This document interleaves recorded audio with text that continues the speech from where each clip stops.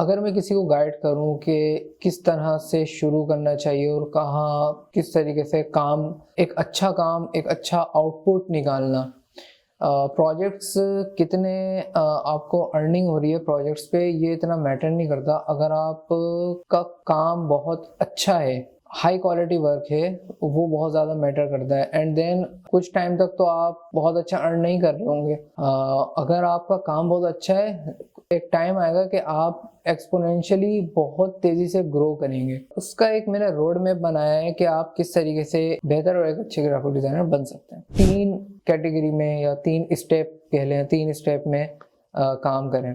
सबसे पहले आप चीज़ों को सीखें। क्या सीखना है वो मैं आपसे डिस्क्रिप्शन में शेयर कर दूंगा, अभी आप स्क्रीन पे देख लेंगे। सबसे पहले आप चीज़ों को सीखें और आप प्रैक्टिस करें। और आपने फ्रीलांसिंग वेबसाइट पे नहीं जाना है, आपने चीज़ों को सीखना है, प्रैक्टिस करना है। फ्रीलांसिंग वेबसाइट पे भी नहीं जाना, कोई जॉब भी करने की ज़रूरत नहीं है। बेहतर तरीका ये है कि आप अगर मेरी स्क्रीन पे आएँ, सबसे पहले तो आपने सीखना है। इलिस्ट्रेटर सीखें, फोटोशॉप सीखें और उसको प्रैक्टिस करें, मैक्सिमम प्रैक्टिस करें जितना हो सके। और आप इलिस्ट्रेटर की 13 क्लासेस देख लें, उसकी प्रैक्टिस करें। और ग्राफिक डिजाइनिंग की थ्योरी 13 क्लासेस देखने के बाद मैं सजेस्ट करूंगा कि आप थ्योरी देखें, थ्योरी को अच्छी तरीके से कवर करें। फिर अब आप अपना कोई डिज़ाइन खुद से बना पा रहे हैं या नहीं, आप चीज़ चेक करें। अगर आप बना लेते हैं कुछ अपना आइडिया से, कोई डिज़ाइन कोई चीज़ अगर आप बना लेते हैं तो बहुत अच्छा है, आप उसको बनाएं। और आपने करना ये है कि टाइपोग्राफी प्रैक्टिस है, यहाँ पर बैनर्स की प्रैक्टिस। अब जैसे कि ये है, यहाँ पर आपने 13 क्लासेस वो देख ली, आपने इलिस्ट्रेटर की 13 क्लासेस देखी, आपने फोटोशॉप देखा, दोनों की प्रैक्टिस कर ली। अब आप क्या कर रहे हैं, अब आप बैनर्स की प्रैक्टिस कर रहे हैं यहाँ पे, ठीक है।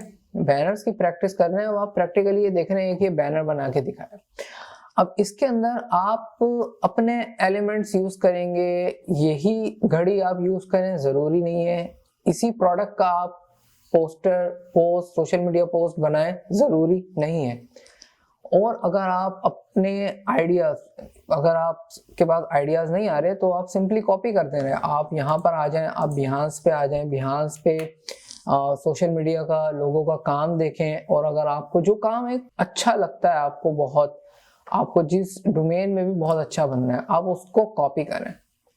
कॉपी करते करते एक टाइम आएगा कि आप अपना भी, आपके पास आइडियाज आना शुरू हो जाएंगे। आपको करना क्या है, सॉफ्टवेयर सीखा, थ्योरी सीखी, थ्योरी बहुत इंपॉर्टेंट है। और फिर आपने प्रैक्टिस करनी है।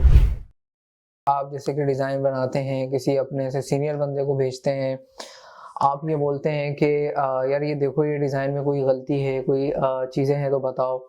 उससे बेहतर ये है कि आप इनको यहाँ पे सबमिट करें। अगर आपका डिज़ाइन का स्टैंडर्ड अच्छा नहीं है एक, तो ये रिजेक्ट कर देगा। इसका मतलब ये है कि अभी आपको और प्रैक्टिस की ज़रूरत है। अब आपने करना ये है कि एडोबी स्टॉक और फ्रीपिक और शटर स्टॉक को भी आप ले सकते हैं। इन पे आपने अपने एसेट्स बिल्ड करने हैं, 200 300 एसेट्स आपने बिल्ड करने हैं। और ये साइट्स रैंडम डिज़ाइंस अप्रूव नहीं कर देती, ये साइट्स आपका काम रिजेक्ट कर देती हैं। इवन के फ्री पिक में अगर आप इनिशियली अपने डिज़ाइन सबमिट करें तो वो रिजेक्ट हो जाते हैं। मेरे 2 अकाउंट रिजेक्ट हुए थे, उसके बाद मेरे 2 अकाउंट डायरेक्ट अप्रूव हुए थे।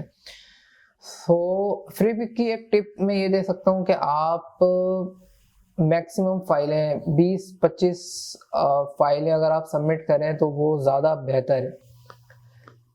यहाँ पे आपने एसेट्स अपने बिल्ड करने, ये एक तरीके से आपका पोर्टफोलियो हो जाएगा।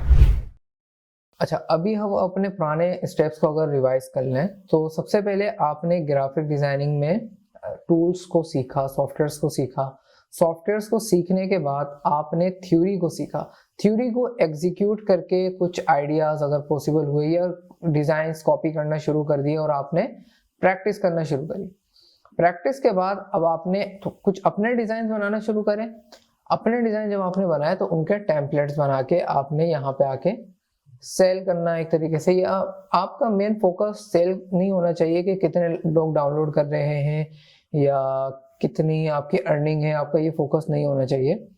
क्योंकि इसका जो मेन बेनिफिट है, आप अगर यहाँ पे आके 200 ईच प्लेटफॉर्म अगर आप अपने एसेट्स बिल्ड कर लेते हैं, तो आपको इसका बेनिफिट ये होगा कि आप जाएंगे 99 डिज़ाइन पे, और 99 डिज़ाइन पे आप जाके 99 डिज़ाइन पे हर अपवर्क और फाइवर की तरह हर डिज़ाइनर आके काम शुरू नहीं कर सकता। यहाँ पे आपको अपना पोर्टफोलियो, अपना वर्क सबमिट करना होता है। लेकिन आप जिस प्रोसेस से होकर आए हैं, आपने फ्री पिक और एडोबी स्टॉक पे अपने जो एसेट्स बिल्ड किए हुए हैं, जब आप उन लिंक्स को अपनी 99 डिज़ाइन की एप्लीकेशन में डालेंगे, जब आप अप्लाई करते हैं एज एन ग्राफिक डिज़ाइनर के यार मैं इस 99 डिज़ाइन पे काम करना चाहता हूँ, तो गारंटीड मोस्ट प्रोबेबली 99 डिज़ाइन आपकी एप्लीकेशन अप्रूव करेगा। आपकी 99 डिज़ाइन पे एप्लीकेशन अप्रूव हो गई, अब आप यहाँ पे आके काम करें। यहाँ पे आके काम करने का बेनिफिट ये होगा कि आप यहाँ पे एज एन कॉन्टेस्ट वर्क होता है,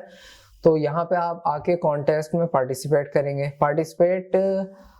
करेंगे तो आप देखेंगे और लोग हैं वो किस तरह के डिज़ाइन और किस तरह की चीज़ें सबमिट कर रहे हैं, उनको देख के आप अपने काम को इम्प्रूव करेंगे। और इस तरीके से आप बहुत कुछ चीज़ें होंगी कि आप सीखेंगे। अगर आप पैकेजिंग डिज़ाइनिंग में काम कर रहे हैं और आप देख रहे हैं यार मैं तो एक नॉर्मल सा मैंने एक बनाया और जेपेग रेंडर करके यहाँ पे डाल दिया, ये जो बंदा है इसने तो बहुत मतलब ये उसका आइडिया, उसकी प्रेजेंटेशन स्किल्स वो आप देखेंगे, उसमें से आप इंस्पिरेशन लेंगे।